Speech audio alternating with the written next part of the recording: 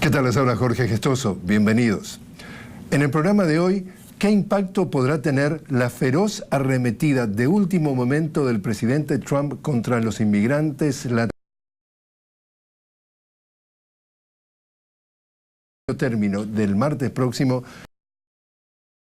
Johnson, política de la organización American Friends Service Committee. Katherine Johnson, una cálida bienvenida al programa. Gracias. Katherine, ¿qué piensas tú de esta decisión o de este anuncio de último momento del presidente Trump de intentar a través de una orden ejecutiva de eliminar la posibilidad de que los migrantes indocumentados, sus hijos, no sean ciudadanos estadounidenses? Bueno, este anuncio es una amenaza a los Estados Unidos y a nuestro sistema de leyes, básicamente. Es en nuestra Constitución que los que nacen aquí en los Estados Unidos son ciudadanos. Y este anuncio va contra de nuestra Constitución. Entonces, es otro ataque en los inmigrantes aquí en los Estados Unidos. Y obviamente solo parte de su campaña electoral para tratar de mantener su mayoría en el Congreso aquí en los Estados Unidos. O sea, ¿tú piensas que tiene algo que ver o todo que ver con el hecho de que hay elecciones congresionales de medio término en los próximos días? Sí, yo creo que sí, que es parte de la campaña electoral para los republicanos aquí en los Estados Unidos. Porque obviamente sabemos que él no tiene el poder de hacer este cambio, que es, otra vez, es contra de nuestra Constitución, que hay que cambiar la Constitución. Esto requiere un voto en el Congreso, que no es en el poder del presidente de los Estados Unidos. Entonces, obviamente, eso es solo parte, este anuncio es solo parte de la campaña. Él ha elegido entonces el tema inmigración, el tema migratorio, como su arma principal, apuntando todos los cañones para tratar de mantener a su base de votantes contenta. Básicamente lo que él usa es el odio y el miedo. Y siempre ha usado esto en sus campañas. Y este es solo otro ejemplo de este tipo de táctica, de mantener su base electoral movilizado y con miedo de todas las amenazas que él inventa para que vayan a votar para los republicanos. Y es solo otro ataque, como hemos visto todo este año, estos 2 años que él ha tenido poder. Él está usando el tema de que hay una caravana que viene básicamente de Honduras, pero que está por lo menos a un mes de llegar y a más de 1.500 kilómetros de la frontera con los Estados Unidos. Él dice que es una invasión. ¿Es una invasión? No, no es una invasión. Esas son personas, más que todo familias, madres con niños, con niñas y ancianos que están viajando por la violencia y la pobreza en sus países. Vienen de Honduras, de El Salvador, de Guatemala, países con altos índices de pobreza, de desigualdad y de violencia. Y para tratar de ensuciar, de enlodar a estos migrantes, nuestros hermanos latinoamericanos, él dice que traen la tuberculosis, la lepra, también que traen la viruela, ¿cierto? Él no tiene evidencia de eso. Son personas pobres, sí, pero que vienen aquí para una mejor vida, no para amenazar a los Estados Unidos. Y él dice lo que quiere, sin evidencia, y cuando personas piden evidencia de lo que dice, por ejemplo, que traen estas enfermedades, él no tiene nada para mostrar. Y otra vez, cuando estas son personas que están buscando una mejor vida, y cuando llegan a los Estados Unidos, ellos tienen que pasar por muchas como pruebas de salud y que no representan una amenaza. Decide enviar 5.200 soldados, es decir, tropas estadounidenses a la frontera, precisamente a la frontera con México, que estarían llegando este fin de semana. ¿Tu reacción? Bueno, este es otro ejemplo de la militarización de nuestra frontera. Y lo que hemos visto en los últimos años de esta militarización es más violencia ahí en la frontera contra de nuestras comunidades. Que nosotros tenemos programas, por ejemplo, en San Diego. Y lo que ellos nos dicen es que cuando hay esta militarización, por ejemplo, el muro y más agentes de la patrulla fronteriza, ellos representan la amenaza. Entonces, esas tropas que están entrenadas para la guerra, lo que ellos van a hacer es solo traer más violencia contra los migrantes que están tratando de llegar a los puntos de entrada legalmente y a las comunidades en la frontera. También dice que va a instalar carpas para tenerlos allí en la frontera. Lo que está tratando de decir es que incluso antes de tratar el pedido de asilo, porque en definitiva lo que vienen es a pedir asilo, es que va a instalar todo un sistema de carpas para tenerlos en ese tipo de condiciones, como tú sabes, en muchos casos, con condiciones climáticas de un calor espantoso. Eso es lo que ya hemos visto a los puntos de entrada.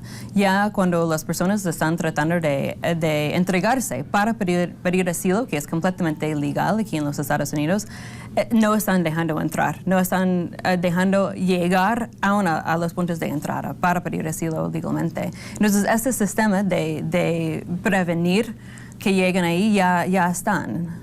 Ahora, ¿cómo lees tú políticamente que todo ese discurso, en este caso particular estamos hablando, ¿no?, de los migrantes latinoamericanos sin papeles, logra que esa base de su partido, por lo menos fiel a él, está de acuerdo con este tipo de descalificaciones, de insultos, de desprecio? ¿Cómo es que, en definitiva, si estamos viviendo en el continente americano, son sus hermanos o sus vecinos? Es decir, estamos todos dentro del mismo continente y, sin embargo, hay un desprecio total, hay una descalificación de quienes son sus vecinos inmediatos. Ese es el poder del miedo, desafortunadamente, que cuando pueden decir, cuando criminalizan a los migrantes que están llegando a nuestra frontera o que están tratando de llegar como refugiados, usan esta criminalización contra ellos. Pero lo que hemos visto es que cuando llegan los migrantes aquí a los Estados Unidos, ellos son un esfuerzo para nuestras comunidades. Por ejemplo, aquí en Washington, D.C., que tenemos un alto porcentaje de nuestra población aquí como migrantes de todo el país, de todo el mundo, perdón. Y esto es como parte de por qué nuestra comunidad es fuerte. Y hemos visto que muchas personas aquí en los Estados Unidos rechazan estas políticas de odio y humanitarios. Te invito a hacer una pequeña pausa entonces, Catherine. Y cuando regresemos, me encantaría hablar contigo sobre, tú hablabas de que gente que viene de Centroamérica huyendo de la pobreza, huyendo de la violencia. ¿Cuánto Estados Unidos tiene que ver con haberlos puestos en la pobreza y haberlos puestos en la violencia? Me encantaría hablar con eso al regresar. Estamos hablando con Catherine Johnson. Ella es coordinadora de incidencia política de la organización American Friends Service Committee. Ya volvemos.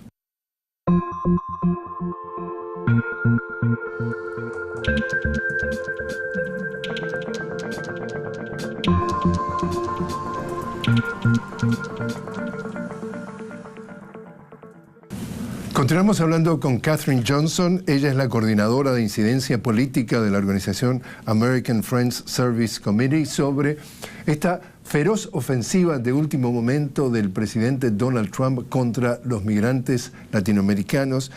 Catherine, se vende cuando uno vive aquí en los Estados Unidos y tú ves los medios hegemónicos, ya sea en la televisión, ya sea en la prensa, estos migrantes latinoamericanos, en este caso centroamericanos, hondureños que vienen en la caravana, son pobres, están huyendo de la pobreza, están huyendo de la violencia. ¿Cuánto Estados Unidos tiene que ver con que se han dado esas condiciones, que esos países generan pobreza y generan violencia? ¿Hay una relación? Sí, hay muchas políticas de los Estados Unidos que genera violencia y pobreza en Honduras, por ejemplo, que vamos a tomar este caso como ejemplo. Que, por ejemplo, en 2009, los Estados Unidos apoyó un golpe de Estado contra un gobierno democrático. Y otra vez, el año pasado, los Estados Unidos apoyó a una elección fraudulenta que fue contra de la Constitución de Honduras y después fue una ola de violencia postelectoral cometida por el gobierno de Honduras. Y los Estados Unidos nunca condenó a esta violencia y apoyó a las elecciones fraudulentas. Y ha seguido con apoyo financiero y entrenamiento a fuerzas armadas allí en Honduras que cometen abusos y que están solo generando más violencia ahí en el país. Y de eso, cuando uno vive acá en los Estados Unidos, los medios de comunicación no hablan. ¿Por qué crees que no hablan? Porque quieren, los que saben de estas políticas, la mayoría en el Congreso y en la administración, quieren seguir con estas políticas. Porque con esta relación con Honduras, pueden seguir con desigualdad y generando como obra mano de obra barata. Mano de obra barata. Es decir, en definitiva, sería exagerado decir que es tan perverso la presentación de los hechos de que Estados Unidos genera las condiciones de pobreza y genera las condiciones de violencia en Centroamérica para que muchísima gente de esa población se tenga que venir acá y cuando llega acá los transforman en la esclavitud moderna?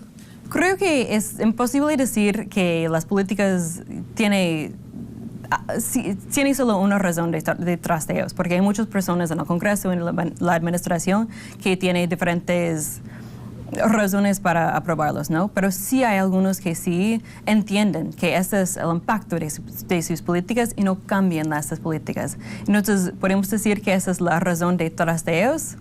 No sé, pero podemos decir que ellos ven que ese es el impacto y siguen con estas políticas. ¿Crees que falta conciencia en cuanto a solidaridad humana del ciudadano estadounidense promedio, de ver que su vecino de al lado de su barrio, porque Centroamérica y México son su barrio, y no les importa nada que viven en la pobreza y que su país, Estados Unidos, directa o indirectamente, los está poniendo en esa condición? Yo creo que hay muchas personas en los Estados Unidos que sí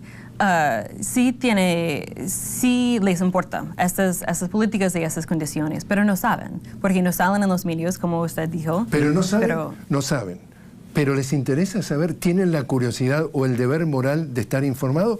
¿O es un pueblo de ignorantes que se siente muy cómodo con lo que le cuenta la prensa y cómo le cuenta la prensa? Creo que lo que hemos visto en los últimos meses aquí es que sí hay muchas personas en los Estados Unidos que les importa lo que pasa en los países de Centroamérica y más que todo lo que pasa aquí. Por ejemplo, vimos las grandes protestas contra la separación familiar. Y creo que esto nos mostró que la mayoría de las personas aquí en los Estados Unidos están contra de estas políticas inhumanos, ¿no? En la región de Centroamérica y aquí en los Estados Unidos. Ahora, lo que llama la atención para que los que miramos esto de afuera es que la permanente presentación de los hechos es el fenómeno de la inmigración indocumentada empieza en el momento que pasan la frontera con los Estados Unidos. Y en realidad las causas son muchísimo más graves. Por ejemplo, este presidente que estamos hablando de Juan Orlando Hernández, tiene antecedentes, como tú dices, de un fraude electoral que ha sido repetidamente denunciado y Estados Unidos dice que este es el presidente reconocido. Es decir, ¿hasta qué punto no hay una falta de moral por parte de Estados Unidos de apoyar o instalar, hay quienes hasta dicen son gobiernos títeres porque los manejan desde aquí, gente que en realidad deja a su propio país en esas condiciones? E incluso hay otro tema que es el tema del narcotráfico. 5%, para decirlo fácilmente, 5% de la población mundial, Estados Unidos, consume aproximadamente el 50% de la cocaína del planeta. Y la cocaína viene a través de la ruta de Centroamérica. Si no hubiera consumo de drogas, no hubiera violencia. Las pandillas se inspiraron en los pandilleros de Los Ángeles, que después los mandaron de vuelta a Centroamérica y empezaron a hacer los mismos destrozos que hicieron los pandilleros estadounidenses de Los Ángeles. Entonces, cómo es esto que está pasando y de eso el americano estadounidense promedio no le interesa, no quiere aprender y está feliz y dice que el problema empieza cuando llega este señor de la caravana, pasa la frontera y le quieren poner el ejército y lo quieren deportar. ¿Esto es una locura? Sí, es una locura, pero creo que eso no representa a la mayoría de los... ¿Y cómo gana Donald Trump entonces su apoyo político si no es muy loco todo esto? Porque tenemos un sistema de elecciones rotos, básicamente. Que entonces, ¿y por qué está roto? Bueno, por ejemplo, que Donald Trump no ganó, el presidente no ganó la mayoría de los votos. El voto popular. Por ejemplo, sí. Y muchas personas aquí no pueden votar. Y están, que no tienen este derecho. ¿Qué crees tú que va a pasar? ¿Qué anticipas tú que pueden ser los resultados de las elecciones de medio término en cuanto a la Cámara de Representantes, la Cámara Baja, la Cámara de Diputados y el Senado? ¿Quién ganaría y quién perdería? Bueno, yo no puedo decir qué va a pasar. Yo puedo decir lo que espero. Yo espero que las personas aquí en los Estados Unidos voten y voten su conciencia. Y como yo veo que los demócratas tienen políticas de inmigración mucho más humanitarias, yo espero que tenemos un Congreso que va a aprobar políticas humanitarias. No me contestaste. No puedes, entonces, no te arriesgas a hacer un pronóstico. No. Creo que vimos con las elecciones pasadas que eso es muy peligroso. Te invito a hacer una nueva pausa entonces, Catherine. Estamos hablando con Catherine Johnson, coordinadora de incidencia política de la organización American Friends Service Committee. Enseguida volvemos.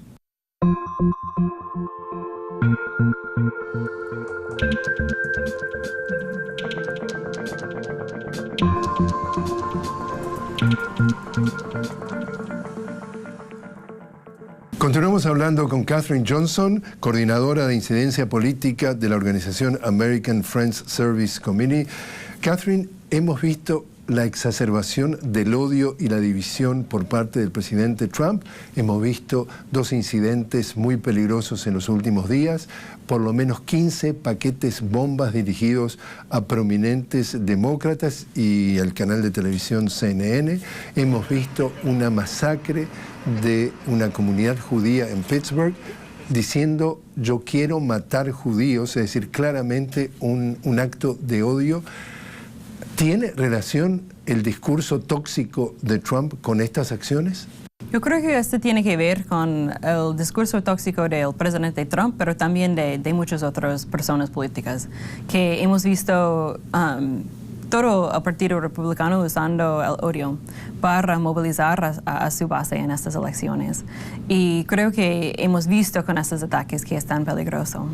¿Qué crees tú que puede ser lo que podemos esperar por venir? Es decir, ¿estamos hablando que esto se va a calmar o hasta que termine los primeros 4 años del presidente Trump, si es que hay solamente 4 años, va a seguir este discurso de descalificaciones, insultos? Por ejemplo, al candidato a gobernador de la Florida lo ha calificado de ladrón, o sea, usa palabras a ese nivel, es decir, la discusión cada vez cae a un nivel más bajo, impensable en la vida política de los Estados Unidos.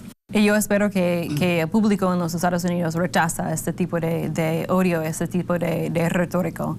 Y en ese sentido, ¿esto es nuevo? Es decir, ¿es que este presidente exacerba el odio y entonces el odio empieza a surgir? ¿O el odio y la discriminación y la xenofobia siempre estuvo aquí en la esencia del pueblo estadounidense y lo único que está haciendo Trump es sacarla a la superficie, pero siempre estuvo allí? Yo creo que el odio siempre ha existido dentro de los Estados Unidos. No puedo decir que en toda la población, obviamente, que hemos visto muchas veces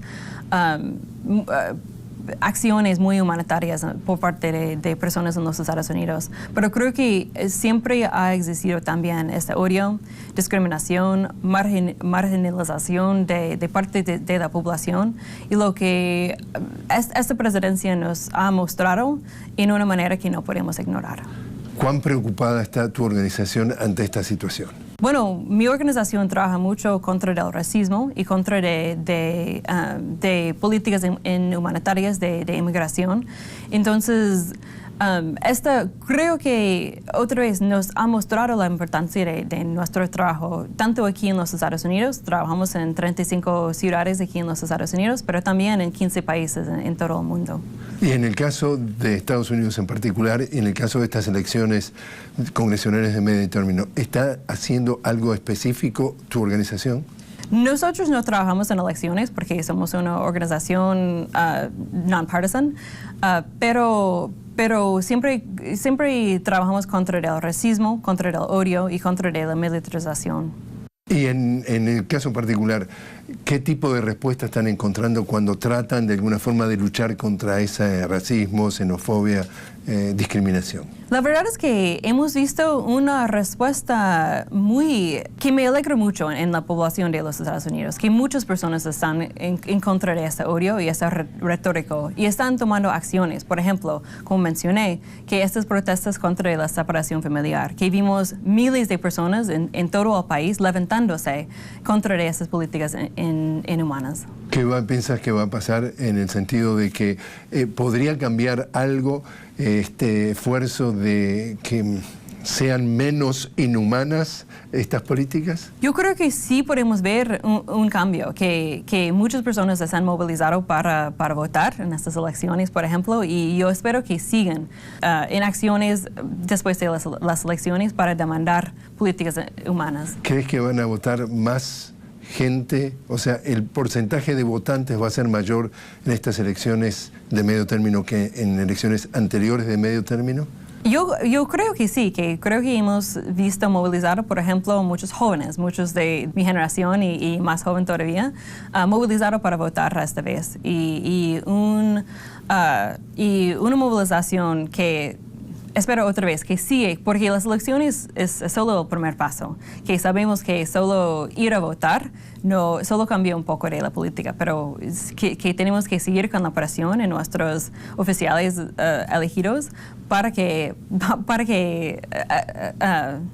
pasen políticas que queremos. El voto no es obligatorio en los Estados Unidos y vota, según algunos datos, aproximadamente el 60% de los habilitados para votar. ¿A qué se debe que vote tan poca gente? Bueno, desafortunadamente tenemos algunas prácticas que lo hacen muy difícil para votar y hay partes de los Estados Unidos donde tienen que esperar horas, por ejemplo, o hay muchas personas que tienen que trabajar, que no tienen este día libre como algunos países. Porque generalmente son los días martes en los Estados Unidos, es decir, un día laboral. Sí, exactamente. Entonces, personas que trabajan, si tienen que ir a esperar horas y horas para votar, a veces es muy difícil.